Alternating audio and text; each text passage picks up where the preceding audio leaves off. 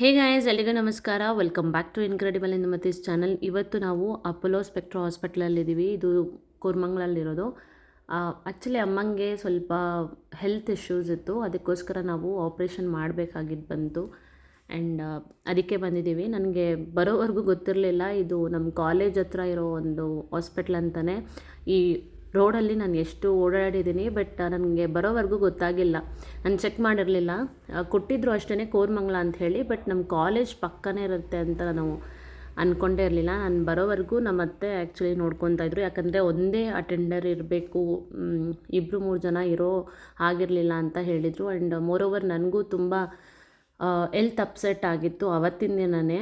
So ಅತ್ತೆ ಅದಕ್ಕೋಸ್ಕರನೇ ಹೋಗಿದ್ದರು. ನನಗೆ ವರ್ಕೆಲ್ಲ ಮುಗಿಸ್ಕೊಂಡು ನಾನು ಬರ್ತೀನಿ ಅಂತ ಹೇಳಿ, ನಾವು ಹೋಗಿದ್ದು ಥರ್ಸ್ಡೇ. ಸೊ ವರ್ಕೆಲ್ಲ ಮುಗಿಸ್ಕೊಂಡು ಆಮೇಲೆ ಬರ್ತೀವಿ ಅಂಥೇಳಿ ನಾನು ಆಮೇಲೆ ಹೊರಟೆ. ಆ್ಯಂಡ್ ಇವಾಗ ನೀವು ನೋಡ್ತಿರೋ ದೇವಸ್ಥಾನದಲ್ಲಿ ನನ್ನ ಬೆಸ್ಟ್ ಫ್ರೆಂಡು ಮದುವೆ ಸಹ ಆಯಿತು.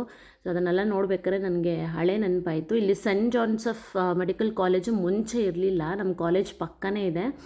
ಇವಾಗ ನಾನು ಬಂದು ನೋಡ್ಬೇಕಾದ್ರೆ ಆಫ್ಟರ್ 6-7 ಇಯರ್ಸ್ ಆದಮೇಲೆ ನಾನು ನೋಡಬೇಕಾದ್ರೆ ನಮ್ಮ ಕಾಲೇಜ್ ನನಗೆ ಒಂಥರ ಹೊಸ ಥರ ಕಾಣಿಸ್ತಿತ್ತು. ಸೊ ಆಫೀಸ್ ವರ್ಕ್ ಮುಗಿಸ್ಕೊಂಡು ನಾನು ಹಾಸ್ಪಿಟ್ಲ್ ಹತ್ರ ಹೋಗೋಷ್ಟರಲ್ಲಿ ಈವ್ನಿಂಗ್ 5:30 ಆಗಿತ್ತು. ಆವಾಗ ತಾನೇ ಆಪ್ರೇಷನ್ ಎಲ್ಲ ಮಾಡಿ ICU ವಾರ್ಡಲ್ಲಿದ್ದರು ಅಮ್ಮ. ಆ್ಯಂಡ್ ಡಾಕ್ಟ್ರು ಸಹ ಹೇಳಿದ್ರು ಜಾಸ್ತಿ ಅವ್ರನ್ನ ಡಿಸ್ಟರ್ಬ್ ಮಾಡಬೇಡಿ, ಒಂದು 3-4 ಅವರ್ಸ್ ಅವರು ಕಂಪ್ಲೀಟು ನಿದ್ದೆ ಮಾಡಬೇಕು ಅಂತ ಹೇಳಿ. ಅದಕ್ಕೆ ನಮಗೆ ಸ್ವಲ್ಪ ಟೈಮ್ ಇತ್ತು ಡಿಸ್ಚಾರ್ಜ್ ಮಾಡೋ ಟೈಮ್ವರೆಗೂ. ಅದಕ್ಕೆ ಅತ್ತೆನ ಮತ್ತು ಮಕ್ಕಳನ್ನೆಲ್ಲ ಆಚೆ ಕರ್ಕೊಂಡೋಗಿ ಏನಾದರೂ ಅಟ್ಲೀಸ್ಟ್ ತಿನ್ಸೋಣ, ಅವ್ರಿಗೆ ತುಂಬ ಹಶ್ವಾಗಿತ್ತು ಅಂತ ಹೇಳ್ಬಿಟ್ಟು ಕರ್ಕೊಂಡೋದೆ. ಇದು ನಮ್ಮ ಕಾಲೇಜ್ ರೋಡು. ಜ್ಯೋತಿನಗರ್ ಕಾಲೇಜಲ್ಲಿ ನಾನು MBA ಮುಗಿಸಿದ್ದು ಬ್ಯಾಕ್ ಇನ್ 2018. ಆ್ಯಂಡ್ ನೋಡೋಕ್ಕೆ ಎಲ್ಲ ರೋಡು ಎಲ್ಲ ಸೇಮ್ ಆಗಿತ್ತು, ಏನೂ ಚೇಂಜ್ ಆಗಿಲ್ಲ. ಬಟ್ ಏನಂದರೆ ಕೆಲವೊಂದು ಅಂಗಡಿ ಬೇರೆ ಬೇರೆ ಬಂದಿತ್ತು.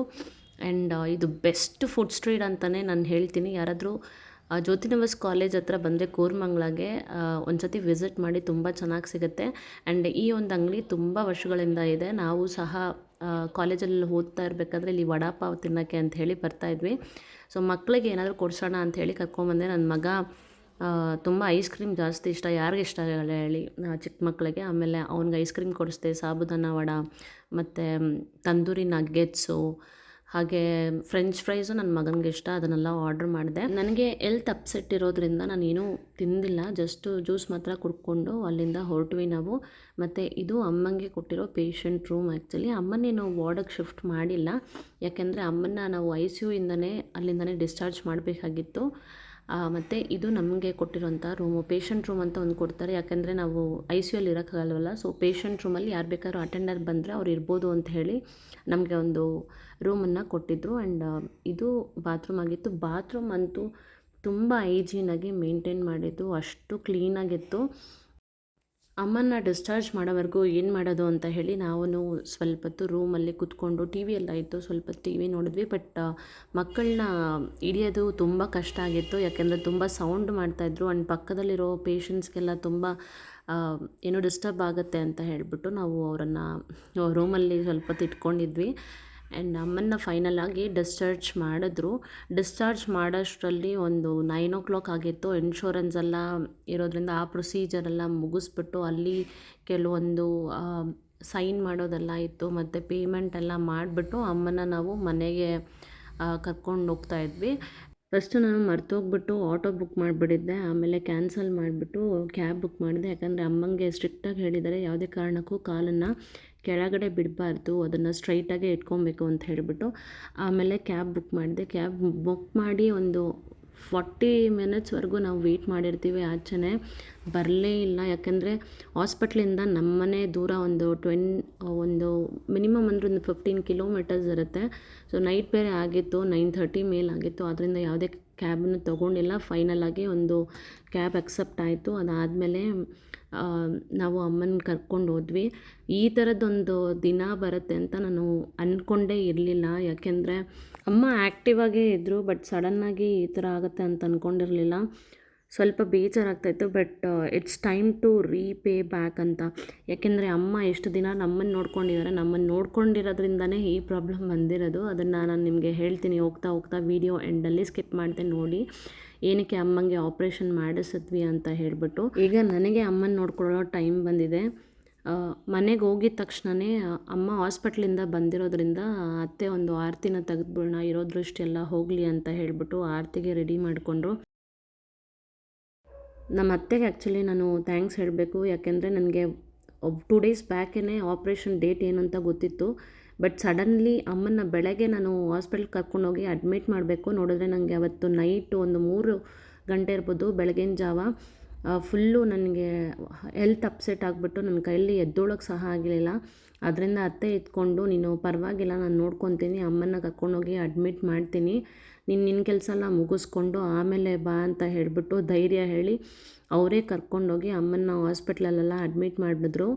ಆ್ಯಂಡ್ ಅದಕ್ಕೆ ನಮ್ಮ ಅತ್ತೆಗೆ ಥ್ಯಾಂಕ್ಸ್ ಹೇಳಬೇಕು. ಯಾಕೆಂದರೆ ಅವ್ರು ಇರಲಿಲ್ಲ ಅಂದರೆ ನಿಹಾಂತನೂ ಇಟ್ಕೊಂಡು ನನ್ನ ಮನೇಲಿ ಕೆಲಸನೂ ಮಾಡಿಕೊಂಡು ಮತ್ತು ಹಾಸ್ಪಿಟ್ಲಲ್ಲಿ ಏನಾದರೂ ಇದ್ದಿದ್ರೆ ಇನ್ನೂ ಕಷ್ಟ ಆಗ್ತಾಯಿತ್ತು. ನನ್ನನ್ನು ಕೇಳಿದ್ರೆ ಎಷ್ಟು ಜನ ನಮ್ಮ ರಿಲೇಟಿವ್ಸು ನಮಗೇನಾದರೂ ಹುಷಾರಿಲ್ಲ ಅಂತಂದರೆ ಬಂದು ನೋಡ್ಕೊತಾರೆ ಅಂತ ಕೇಳಿದ್ರೆ, ನನಗೆ ಏನಾದರೂ ಆಯಿತು ಅಂದರೆ ಯಾರು ನೋಡ್ಕೊತಾರೋ ಇಲ್ಲವೋ ಗೊತ್ತಿಲ್ಲ, ನಮ್ಮ ಅಪ್ಪ ಅಮ್ಮನ ಬಿಟ್ಟು. ಬಟ್ ನಮ್ಮ ಅತ್ತೆ ಅಂದ್ರಂತೂ ನಮ್ಮಮ್ಮನ್ನ ಯಾವತ್ತೂ ಅಷ್ಟೇ ಯಾವ ಕಷ್ಟದಲ್ಲೂ ಬಿಟ್ಟಿಲ್ಲ. ಏನೇ ಒಂದು ಮನಸ್ತಾಪ ಇದ್ರೂ ಏನಾದರೂ ಯಾರಿಗಾದ್ರೂ ಒಂದು ಅಂತಂದರೆ ಹಾಸ್ಪಿಟ್ಲಿಗೆ ಬರೋದಾದರೂ ಆಗಲಿ ಅಥವಾ ಊಟ ತೊಗೊಂಬಂದು ಕೊಡೋದಾದರೂ ಆಗಲಿ ಆ ಥರದ್ದೆಲ್ಲ ಚೆನ್ನಾಗಿ ಮಾಡ್ತಾರೆ. ಇದನ್ನೆಲ್ಲ ನೋಡ್ಬೇಕಾದ್ರೆ ನಂಗೆ ಅನ್ಸೋದು ಒಂದೇ, ನಾದಿನಿ ಅಂದರೆ ಎಲ್ಲರೂ ಕೆಟ್ಟವ್ರು ಇರಲ್ಲ, ಕೆಲವರು ಒಳ್ಳೆಯವರು ಇರ್ತಾರೆ. ಬೇರೆ ಮನೆ ಹೆಣ್ಮಕ್ಳನ್ನ ಸಪೋರ್ಟಿವ್ ಆಗಿ ಮತ್ತು ಕಷ್ಟದಲ್ಲಿ ನಿಂತ್ಕೊಳ್ಳೋರು ಇರ್ತಾರೆ. ಅಂಥ ವಿಷಯದಲ್ಲಿ ನಮ್ಮೂರು ಅತ್ತೆಂದರು ನಮ್ಮಮ್ಮಂಗೆ ಸಿಕ್ಕಿರೋ ಒಳ್ಳೆ ನಾದಿನಿ ಅಂತಲೇ ಹೇಳಬೇಕು. ಮತ್ತು ನೋಡಿ, ಈ ಬಿಲ್ಲು ಹಾಸ್ಪಿಟಲ್ ಬಿಲ್ ಆಗಿತ್ತು. 1,34,000 ರುಪೀಸು ಆಯಿತು ಆಪ್ರೇಷನ್ಗೆ.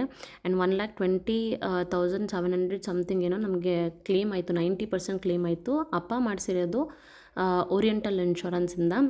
ಮತ್ತು ನಮಗೆ ಎಸ್ಟಿಮೇಷನ್ ಹಾಕ್ಕೊಟ್ಟಿದ್ರು ಆಲ್ರೆಡಿ 1,35,000ವರೆಗೂ ಆಗ್ಬೋದು ಅಂತ ಹೇಳಿ. ಅದೇ ಥರನೇ 1,34,500 ಸಮಥಿಂಗ್ ಏನೋ ಟೋಟಲ್ ಬಿಲ್ ಆಗಿದ್ದು. And oriental insurance actually best insurance ಅಂತ ನಾನು ಹೇಳ್ತೀನಿ. ನಾನು ಎಲ್ಲರಿಗೂ ರೆಕಮೆಂಡ್ ಸಹ ಮಾಡ್ತೀನಿ. ಯಾಕಂದರೆ ನನಗೂ ಒಂದು ಮೇಜರ್ ಆಪ್ರೇಷನ್ ಆಗಿತ್ತು. ಆವಾಗ ಓರಿಯೆಂಟಲ್ ಇನ್ಶೂರೆನ್ಸಿಂದ ನಮಗೂ ಸಹ 85%ವರೆಗೂ ನನಗೆ ಕ್ಲಿಯರೆನ್ಸ್ ಆಗಿತ್ತು. ನಾವು ಕಟ್ಟಿದ ಬಿಲ್ಲು ಬರೀ 19,000 ರುಪೀಸ್. ಒಂದು 13,000 ರುಪೀಸು ಅದರ್ ಚಾರ್ಜಸ್ ಅಂತ ಇರುತ್ತೆ, ಅದು ಇನ್ಕ್ಲೂಡ್ ಆಗಲ್ಲ ಇನ್ಶೂರೆನ್ಸಲ್ಲಿ. ಮತ್ತು 5,000 ರುಪೀಸು ಈ ಡಾಕ್ಟರ್ ಚಾರ್ಜಸ್ಸು, ನರ್ಸ್ ಚಾರ್ಜಸ್ಸು ಮತ್ತು ಕೆಲವೊಂದು ಇರುತ್ತೆ which is not included in the insurance amount, ಅದನ್ನು ಕ್ಲೇಮ್ ಮಾಡೋಕ್ಕಾಗಲ್ಲ. ಮತ್ತು ಒಂದು 3,200 ಸಮಥಿಂಗ್ ಏನೋ ನಮಗೆ ಮೆಡಿಸಿನ್ ಬಿಲ್ ಆಗಿತ್ತು. ಇದಷ್ಟೇ ನಾವು ಪೇ ಮಾಡಿದ್ದು. ಆ್ಯಂಡ್ ಎಸ್, ಅಮ್ಮಂಗೆ ನಾವು ಯಾಕೆ ಆಪ್ರೇಷನ್ ಮಾಡಿತ್ತು ಅಂತಂದರೆ ವೆರಿಕೋಸ್ ವೇನು. ಇದು India's best varicose vane hospital. ಇದು ಅಮ್ಮಂಗೆ ಸ್ವಲ್ಪ ಪ್ರಾಬ್ಲಮ್ ಮೇಜರ್ ಆಗಿರೋದ್ರಿಂದ ನಾವು ತೋರಿಸಿ ಆಪ್ರೇಟ್ ಮಾಡಿದ್ದು AVS ಹಾಸ್ಪಿಟ್ಲಲ್ಲಿ. ನಾನು ನಿಮಗೆ ಅದನ್ನು ಅಪ್ಡೇಟ್ ಕೊಡ್ತೀನಿ. ಇದು ನೆಕ್ಸ್ಟ್ ಡೇ ಬ್ಲಾಗ್ ಆಗಿರುತ್ತೆ. ಅಮ್ಮಂಗೆ ಆ್ಯಕ್ಚುಲಿ ಆ್ಯಂಟಿಬಯೋಟಿಕ್ಕು ಕೊಡಬೇಕಾಗಿತ್ತು. ಯಾಕೆಂದರೆ ತುಂಬ ಪೇಯ್ನ್ ಇರುತ್ತೆ. ಆಪ್ರೇಷನ್ ಆಗಿ ಒಂದು ವೀಕ್ವರೆಗೂ ಅವ್ರಿಗೆ ತುಂಬ ಪೇಯ್ನ್ ಇರುತ್ತೆ. ಅದಕ್ಕೋಸ್ಕರ ಆ್ಯಂಟಿಬಯೋಟಿಕ್ಕು ಮಾರ್ನಿಂಗ್ ಒಂದು ಸತಿ ಮತ್ತು ಈವ್ನಿಂಗ್ ಒಂದು ಸತಿ ಕೊಡಬೇಕಾಗಿತ್ತು. ಅದಕ್ಕೆ ನಿಯರೆಸ್ಟು ಕ್ಲಿನಿಕ್ ನಮ್ಮ ಫ್ಯಾಮಿಲಿ ಡಾಕ್ಟರ್ ಇವರು, ಅವ್ರ ಹತ್ರ ಕರ್ಕೊಂಡೋಗಿ ನಾವು ಇಂಜೆಕ್ಷನ್ ಹಾಕಿದ್ವಿ. ಅವ್ರ ಹತ್ರನೂ ಒಂದು ಸತಿ ತೋರಿಸಿದ್ವಿ. ಆ್ಯಂಡ್ ನರ್ಸ್ ಅವ್ರಿಗೆ ಆ್ಯಂಟಿಬಯೋಟಿಕ್ ಕೊಟ್ಟರು. ಅಮ್ಮಂಗೆ ಆ್ಯಕ್ಚುಲಿ ತುಂಬ ಪೇಯ್ನ್ ಆಗೋಗಿತ್ತು. ಯಾಕೆಂದರೆ ಒಂದು 2 ಡೇಸಿಂದ ಅವ್ರಿಗೆ ಇಂಜೆಕ್ಷನ್ ಹಾಕಿ ಸಿಕ್ಕಾಪಟ್ಟೆ ಕೈಯೆಲ್ಲ ತುಂಬ ಅವ್ರಿಗೆ ಊದ್ಕೊಂಡ್ಬಿಟ್ಟಿತ್ತು, ಸ್ವಾಲೋ ಆಗಿಬಿಟ್ಟಿತ್ತು. ಸೊ ಎಸ್, ಕೆಲವೊಂದು ಗ್ಲಿಮ್ಸನ್ನು ನೋಡ್ಕೊಂಬಂದಿರ್ತೀರ, ವಿಡಿಯೋ ಗ್ಲಿಮ್ಸನ್ನು. ಏನಕ್ಕೆ ಹಾಸ್ಪಿಟ್ಲ್ಗೆ ಹೋಗಿದ್ವಿ, ಏನು ಟ್ರೀಟ್ಮೆಂಟು ಆಯಿತು ಅಮ್ಮಂಗೆ, ಏನು ಪ್ರಾಬ್ಲಮ್ ಆಯಿತು ಅಂತ ಹೇಳ್ಬಿಟ್ಟು ಇವಾಗ ಹೇಳ್ತೀನಿ. ಅಮ್ಮಂಗೆ ತುಂಬ ದಿನದಿಂದ ಕಾಲು ನೋವು ತುಂಬ ಜಾಸ್ತಿನೇ ಬರ್ತಾಯಿತ್ತು. ಕಾಲು ನೋವು ಅಂದರೆ ವಿಪರೀತವಾಗಿ ಕಾಲು ನೋವು ಜಾಸ್ತಿ ಇತ್ತು ಅವ್ರಿಗೆ. ಸುಮಾರೊಂದು 6-7 ಇಯರ್ಸಿಂದ ಅವ್ರಿಗೆ ಈ ಒಂದು ಕಾಲು ನೋವು ಅನ್ನೋದಿತ್ತು. ನಾವೇನು ಅಂದ್ಕೊಂಡ್ವಿ ಅಂದರೆ ಮಾಮೂಲಿ ಯಾವಾಗಲೂ ಜಾಸ್ತಿ ಕಿಚನಲ್ಲೇ ಟೈಮ್ ಸ್ಪೆಂಡ್ ಮಾಡ್ತಾ ಇರ್ತಾರೆ, ಸೊ ಅದಕ್ಕೋಸ್ಕರ ಅವ್ರಿಗೆ ಅವಾಗವಾಗ ಕಾಲು ನೋವು ಬರ್ತಾಯಿದೆ ಅಂತ ಅಂದ್ಕೊಂಡು ಅಮ್ಮ ಅಷ್ಟೊಂದು ಅದನ್ನು ಏನು ಹೇಳೋದು ಟೇಕ್ ಕೇರ್ ಮಾಡಲಿಲ್ಲ. ಸೊ ಅದನ್ನು ಹಂಗೆ ಬಿಟ್ಟಿದ್ರು. ಬಟ್ ನಮ್ಮಮ್ಮಂಗೆ ಏನಾಗ್ತಿತ್ತು ಅಂತಂದರೆ ಕಾಲು ಪಾದಗಳೇನಿದೆ ಅದು ತುಂಬ ನೋವೋಕ್ಕೆ ಶುರುವಾಯಿತು. ಈಗ ಒಂದು 1 ಇಯರಿಂದ ಅವ್ರಿಗೆ ತುಂಬ ಜಾಸ್ತಿನೇ ನೋವು ಸ್ಟಾರ್ಟ್ ಆಗೋಗಿತ್ತು. ಏನಂತಂದರೆ ತುಂಬ ಹೊತ್ತು ನಿಂತ್ಕೊಳ್ಳೋಕ್ಕಾಗಲ್ಲ. ಅಂದರೆ ಒಂದು 10-15 ಮಿನಿಟ್ಸ್ವರೆಗೂ ನಿಂತ್ಕೊಬೋದು ಅಷ್ಟೇ. ಅದ್ರ ಮೇಲೆ ಏನಾದರೂ ನಿಂತ್ಕೊಂಡ್ರೆ ತುಂಬ ನೋವೋದು. ಅಂದರೆ ಓಡಾಡ್ತಾ ಇದ್ರೆ ಅಷ್ಟೊಂದು ಗೊತ್ತಾಗಲ್ಲ, ಒಂದೇ ಕಡೆ ನಿಂತ್ಕೊಂಡಿದ್ರೆ ತುಂಬ ಕಾಲು ಪೇಯ್ನ್ ಆಗೋದು ಶುರು ಆಯಿತು. ಈ ಥರದ್ದೆಲ್ಲ ಆಗ್ತಿತ್ತು. ಆ್ಯಂಡ್ ಇನ್ನೊಂದೇನೆಂದರೆ ಅಮ್ಮಂಗೆ ಇಮ್ಮಡಿ, ಅಂದರೆ ನಮ್ಮ ಕಾಲು ಇಮ್ಮಡಿ ಏನಿದೆ ಅಲ್ಲಿಂದ ಹಿಡ್ದು ಫುಲ್ಲು ಈ ತೊಡೆ ಭಾಗ ಏನಿರುತ್ತೋ ಅಲ್ಲಿವರೆಗೂ ಅವ್ರಿಗೆ ಒಂಥರ ಈ ಗ್ರೀನ್ ನರ್ವ್ಸ್ ಅಂತ ಹೇಳ್ತಾರಲ್ಲ, ಅದು ಅನ್ನೋದಿತ್ತು, ಫಸ್ಟಿಂದನೂ ಇತ್ತು. ಅದನ್ನು ಕಾಲು ನೋವು ಅಂತ ಹೇಳ್ಬಿಟ್ಟು ಪೇನ್ ಕಿಲ್ಲರ್ ಟ್ಯಾಬ್ಲೆಟ್ಸ್ ನಾವೇ, ಅಂದರೆ ಕೆಲವರು ಅಮ್ಮಂದ್ರೆಲ್ಲ ಏನು ಮಾಡ್ತಾರೆ, ಹಾಸ್ಪಿಟಲ್ಸ್ಗೆಲ್ಲ ಹೋಗಲ್ಲ, ಸೊ ಅವರೇ ಡಾಕ್ಟರ್ ಆಗಿಬಿಡ್ತಾರೆ. ಮೆಡಿಸನ್ಗಳು ಅವರೇ ಏನು ಹೇಳೋದು, ಪೇನ್ ಕಿಲ್ಲರ್ ಟ್ಯಾಬ್ಲೆಟ್ಸ್ ತೊಗೊಂಡ್ಬಿಡೋದು, ಆ ಥರ ಎಲ್ಲ ಮಾಡ್ತಾಯಿದ್ರು. ಆ್ಯಕ್ಚುಲಿ ಹೇಳ್ಬೇಕಂದ್ರೆ ಅಮ್ಮಂಗೆ ಏನಿತ್ತು ಅಂತಂದರೆ ವೆರಿಕೋಸ್ ವೇನ್ ಅಂತಿತ್ತು. ಅಂದರೆ ಈ ರಕ್ತ ಎದ್ದು ಕಟ್ಟೋದು, ಅಲ್ಲಲ್ಲಿ ಕ್ಲಾಟ್ ಆಗಿಬಿಡೋದು, ಕಾಲಲ್ಲಿ ಫುಲ್ಲು ಇತ್ತು. ತುಂಬ ಅಂದರೆ ತುಂಬ ಜಾಸ್ತಿ ಹೋಗ್ತಾಯಿತ್ತು. ಡೇ ಬೈ ಡೇ ಅದನ್ನು ಕಮ್ಮಿ ಇರಬೇಕಾದ್ರೇ ತೋರಿಸ್ಕೊಬೇಕಾಗಿತ್ತು, ಅಥವಾ ಅದ್ರ ಮೇಲೆ ಸ್ವಲ್ಪ ಗಮನ ಹರಿಸ್ಬೇಕಾಗಿತ್ತು. ಅದೇನಾಯಿತು, ಡೇ ಬೈ ಡೇ ಬಂದು ಅದು ಕಾಲು ಇಮ್ಮಡಿಯಿಂದ ಸ್ಟಾರ್ಟ್ ಆಗಿತ್ತು, ಫುಲ್ ತೊಡೆವರೆಗೂ ಸ್ಪ್ರೆಡ್ ಆಗೋಯ್ತು ಎಲ್ಲ ಕಡೆನೂ. ಯಾವ ಥರ ಇರುತ್ತೆ ಅಂತಂದರೆ ನಾನು ನಿಮಗೆ ಫೋಟೋಸ್ ಅಟ್ಯಾಚ್ ಮಾಡ್ತೀನಿ, ಯಾವ ಥರ ಕಾಣಿಸುತ್ತೆ ಅಂತ ಹೇಳ್ಬಿಟ್ಟು. ನಾನು ಅಮ್ಮಂದು ಕಾಲಲ್ಲಿ ಹೆಂಗಿತ್ತು ಅಂಥೇಳಿ ನಾನು ಯಾವುದೋ ಒಂದು ವೀಡಿಯೋನೂ ಮಾಡಲಿಲ್ಲ. ಬಟ್ ಏನಂದರೆ ಒಂಥರ ಗ್ರೀನ್ ನರ್ವ್ಸ್ ಬಂದು ಎಲ್ಲ ಕಡೆ ಸ್ಪ್ರೆಡ್ ಆಗಿಬಿಟ್ಟು ಅಲ್ಲಲ್ಲಿ ಬ್ಲಡ್ ಬಂದು ಕ್ಲಾಟ್ ಆಗಿಬಿಡ್ದು. ಕೆಲವ್ರಿಗೆ ತುಂಬ ದೊಡ್ಡದಾಗಿ ಆ ನರ್ವ್ಸ್ ಏನಿದೆ ದೊಡ್ಡ ಸೈಜಲ್ಲಿ ಇರುತ್ತೆ. ಸೊ ನಮ್ಮಮ್ಮಂಗೆ ದೊಡ್ಡದಾಗಿಲ್ಲ ಅಂತಂದ್ರು, ಬಟ್ ಎಲ್ಲ ಕಡೆನೂ ಸ್ಪ್ರೆಡ್ ಆಗೋಗಿತ್ತು. ಸೊ ನಾವೇನು ಮಾಡಿದ್ವಿ, ಒಂದ್ಸತಿ ಹೋಗ್ಬಿಟ್ಟು ಡಾಕ್ಟ್ರ್ ಹತ್ರ ತೋರಿಸೋಣ. ನಮಗೆ ಗೊತ್ತಾಗೋಯ್ತು ಇದು ಸಾಧಾರಣವಾದ ಪೇಯ್ನ್ ಅಲ್ಲ, ಇದು ಬೇರೆ ಏನೋ ದೊಡ್ಡ ಪ್ರಾಬ್ಲಮ್ ಇದೆ ಅಂತ ಹೇಳಿ ಅಂದ್ಕೊಂಡ್ವಿ ನಾವು. ಮತ್ತು ಅದ್ರ ಬಗ್ಗೆ ರೀಲ್ಸ್, ಅಂದರೆ ಈ ರೀಲ್ಸ್ ಎಲ್ಲ ಬರ್ತಿತ್ತು, ಏನು ಹೇಳೋದು, ಇನ್ಸ್ಟಾಗ್ರಾಮಲ್ಲಿ ಮತ್ತು ಯೂಟ್ಯೂಬಲ್ಲೆಲ್ಲ ಇದು ಏನಕ್ಕೆ ಬರುತ್ತೆ ಅಂತ ಏನೋ ಅಂತ ರಿಸರ್ಚ್ ಮಾಡಬೇಕಾದ್ರೆ, ಅಂದರೆ ಚೆಕ್ ಮಾಡಬೇಕಾದ್ರೆ ಇದು ವೆರಿಕೋಸ್ ವೇನ್ಸ್ ಅನ್ನೋದು ನಮಗೆ ಗೊತ್ತಾಯಿತು. ಸೊ ವೆರಿಕೋಸ್ ವೇನ್ಸ್ ಅನ್ನೋದು ಮೋಸ್ಟ್ ಪ್ರಾಬಬ್ಲಿ ಯಾಕೆ ಬರುತ್ತೆ, ಏನಕ್ಕೆ ಬರುತ್ತೆ, ಯಾರಿಗೆ ಬರುತ್ತೆ ಅಂತ ಅನ್ನೋದು ನಾನು ಇವಾಗ ಎಕ್ಸ್ಪ್ಲೇನ್ ಮಾಡ್ತೀನಿ. ಈ ವಿಡಿಯೋ ನಾನು ಏನಕ್ಕೆ ಮಾಡ್ತಾ ಇದ್ದೀನಿ ಅಂದರೆ, this is just for awareness video. Health ಮೇಲೆ ಎಷ್ಟು ಕಾನ್ಷಿಯಸ್ ಆಗಿರಬೇಕು, ಅದನ್ನ ಬಿಟ್ಟರೆ ಏನೆಲ್ಲ ಸೈಡ್ ಎಫೆಕ್ಟ್ಸ್ ಬರುತ್ತೆ ಅನ್ನೋದನ್ನ ನಿಮಗೆ ಈ ವಿಡಿಯೋಲಿ ನಾನು ತಿಳಿಸ್ಕೊಡ್ತೀನಿ. ಆಮೇಲೆ ನಾವೇನು ಮಾಡಿದ್ವಿ, ಫಸ್ಟ್ ಒಂದು ಡಾಕ್ಟರ್ ಹತ್ರ ಕನ್ಸಲ್ಟ್ ಮಾಡಿದ್ವಿ. ಫೇಮಸ್ ಡಾಕ್ಟರ್ ಇದ್ದಾರೆ ಬೆಂಗಳೂರಲ್ಲಿ, ಪಿನ್ ಹೋಲ್ ಅಂತ ಹೇಳಿ. ಅದು ಬನಶಂಕರಿ ಸೆಕೆಂಡ್ ಸ್ಟೇಜ್ ಹತ್ರ ಇರೋದು ಆ ಒಂದು ಕ್ಲಿನಿಕ್. ಆ್ಯಕ್ಚುಲಿ ಅಂದರೆ ವೆರಿಕೋಸ್ಗಂತಾನೆ ಕೆಲವರು ಸರ್ಜನ್ಸ್ ಇರ್ತಾರೆ, ಅಂದರೆ ಸ್ಪೆಷಲಿಸ್ಟ್ ಇರ್ತಾರೆ. ಅವ್ರ ಹತ್ರ ನಾವು ಕರ್ಕೊಂಡೋಗಿ ಫಸ್ಟ್ ತೋರಿಸಿದ್ವಿ. ಸೊ ಅವ್ರೇನು ಹೇಳಿದ್ರು ಅಂತಂದರೆ, ಇದು ಸಿವಿಯರ್ ಆಗೋಗಿದೆ. ನಮ್ಮಮ್ಮಂಗೆ ಏನಾಯಿತು ಅಂತಂದರೆ, ಒಂದು ಕಾಲಲ್ಲಿ ಇರಲಿಲ್ಲ ಅವ್ರಿಗೆ, ಬೋತ್ ದ ಲೆಗ್ಸ್, ಅಂದರೆ ಎರಡೂ ಕಾಲಲ್ಲೂ ಈ ವೆರಿಕೋಸ್ ವೇನ್ ಅನ್ನೋದು ಫುಲ್ಲು ಸ್ಪ್ರೆಡ್ ಆಗಿಬಿಟ್ಟಿತ್ತು. ಕೆಲವೊಂದು ಟೆಸ್ಟಸ್ ಎಲ್ಲ ಮಾಡಿದ್ರು. ಮಾಡಿಬಿಟ್ಟು ಡಾಕ್ಟ್ರು ಚೆಕ್ ನಮ್ಮಮ್ಮಂದು ಇದು ಏನು ಎಕ್ಸ್ರೇ ಥರ ಮಾಡ್ತಾರೆ. ಅದು ಎಲ್ಲೆಲ್ಲಿ ಯಾವ ಕಡೆ ಜಾಸ್ತಿ ಆಗಿದೆ ಮತ್ತು ಎಲ್ಲಿ ಬ್ಲಡ್ ಕ್ಲಾಟ್ ಆಗಿದೆ, ಸೊ ಅದನ್ನ ಎಕ್ಸ್ರೇ ಮಾಡಿ ನೋಡಾದ್ಮೇಲೆ ಬೇಸಿಸ್ ಮೇಲೆ ನಮಗೆ ಇದನ್ನ ಟ್ಯಾಬ್ಲೆಟ್ಸ್ ಮುಖಾಂತರನೇ ಕ್ಯೂರ್ ಮಾಡ್ಬೋದಾ, ಅಥವಾ ಇಂಜೆಕ್ಷನ್ ಏನಾದರೂ ಕೊಟ್ಟು ಕ್ಯೂರ್ ಮಾಡ್ಬೋದಾ, ಇಲ್ಲ ಅಂತಂದರೆ ಸಿವಿಯರ್ ಏನಾದರೂ ಆಗಿತ್ತು ಅಂತಂದರೆ ಆಪ್ರೇಷನ್ ಮಾಡಬೇಕು ಅಂತ ಹೇಳಿ ನಮಗೆ ಇನ್ಫಾರ್ಮ್ ಮಾಡಿದ್ರು. ಎರಡೂ ಕಾಲ್ಗೆ ಬಂದು ಆಪ್ರೇಷನ್ ಮಾಡಲೇಬೇಕು. ಆಪ್ರೇಷನ್ ಮಾಡಿಲ್ಲ ಅಂತಂದರೆ ಅವರ ಒಂದು ಹೃದಯಕ್ಕೆ ಏನು ಹಾರ್ಟ್ ಅಟ್ಯಾಕ್ ಬರೋ ಸಾಧ್ಯತೆಗಳಿದೆ ಅಂತ ಹೇಳ್ಬಿಟ್ರು. ಆವಾಗ ನಮ್ಗೆ ಸಿಕ್ಕಾಪಟ್ಟೆ ಭಯ ಆಗೋಯ್ತು. ನಮಗೆ ಏನು ಅನ್ನಿಸ್ತು ಅಂತಂದರೆ, ಇದನ್ನು ಎಷ್ಟು ಲೈಟಾಗಿ ತೊಗೊಂಡಿದ್ವಿ ಅಂತಂದರೆ, ಏನು ಯಾವಾಗಲೂ ಕಾಲಲ್ಲಿ ಜಾಸ್ತಿ ಅಲ್ಲಲ್ಲಿ ಹೆಬ್ಬು ಕಟ್ಟೋದು ಥರ ಇರುತ್ತಲ್ಲ, ಆ ಥರ ಆಗಿದೆ ಅಷ್ಟೇ ಅಂತ ಹೇಳ್ಬಿಟ್ಟು ನಾವು ಬಿಟ್ಬಿಟ್ವಿ. ನಮ್ಮಮ್ಮನ ನಮ್ಮ ಹತ್ರ ತೋರಿಸ್ಕೊಂಡಿಲ್ಲ. ಲಾಸ್ಟ್ ಏನು ಹೇಳೋದು ಅಂದರೆ, ನೀವಿದನ್ನು ಇಮಿಡಿಯೇಟ್ ಆಗಿ ನೀವು ಇದನ್ನು ಆಪ್ರೇಟ್ ಮಾಡಲೇಬೇಕು ಅಂತ ಹೇಳಿ. ಮುಂಚೆಲ್ಲ ಹೆಂಗಿತ್ತು ಅಂತಂದರೆ, ಈ ಪ್ರೊಸೀಜರ್ ಹೇಗೆ ಮಾಡ್ತಿದ್ರು ಅಂತಂದರೆ, ವೆರಿಕೋಸ್ ವೇನ್ ಇರೋರಿಗೆ ಆಪ್ರೇಟ್ ಮಾಡಿ ತೆಗಿತಾ ಇದ್ರು. ಅಂದರೆ ಒಳಗಡೆ ಇರೋ ಆ ಬ್ಲಡ್ಸ್ ಏನಿದೆ ಅದನ್ನು ಆಪ್ರೇಟ್ ಮಾಡಿ ತೆಗಿತಾ ಇದ್ರು.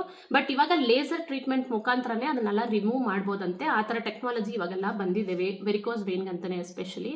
ಸೊ ಇದನ್ನು ನಾವು ಲೇಸರ್ ಟ್ರೀಟ್ಮೆಂಟ್ ಮುಖಾಂತರ ನಾವು ತೆಗಿಬೋದು. ಆಪ್ರೇಷನ್ ಅಂತ ಆ್ಯಕ್ಚುಲಿ ಯಾರಿಗೆ ಆದರೂ ಭಯ ಆಗುತ್ತಲ್ಲ, ನಮಗೂ ಅದೇ ಭಯ ಇತ್ತು.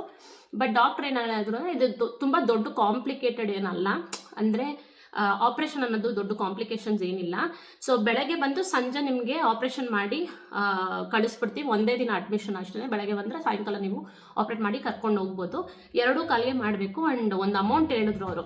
So I don't want to tell this, but ಯಾರಿಗೆಲ್ಲ ವೆರಿಕೋಸ್ ವೇನ್ ಇದೆಯೋ ದಯವಿಟ್ಟು ಫಸ್ಟು ಅದನ್ನು ತೋರಿಸ್ಕೊಂಬಿಡಿ. ಅಂದರೆ ಸಣ್ಣದಾಗಿರ್ಬೇಕಾದ್ರೇ ತೋರಿಸಿದ್ರೆ ಏನಾದರೂ ಮೆಡಿಸಿನ್ಸ್ ಮುಖಾಂತರ ಅದನ್ನು ಕ್ಯೂರ್ ಮಾಡಬೇಕು, ಇಲ್ಲಾಂದರೆ ಆಪ್ರೇಷನ್ ಮಾಡಬೇಕಾಗಿರೋ ಒಂದು ಸಿಚುವೇಶನ್ ಆಗಿಬಿಡುತ್ತೆ. ಆದ್ದರಿಂದ ನಾನು ಹೇಳ್ತಾ ಇರೋದು.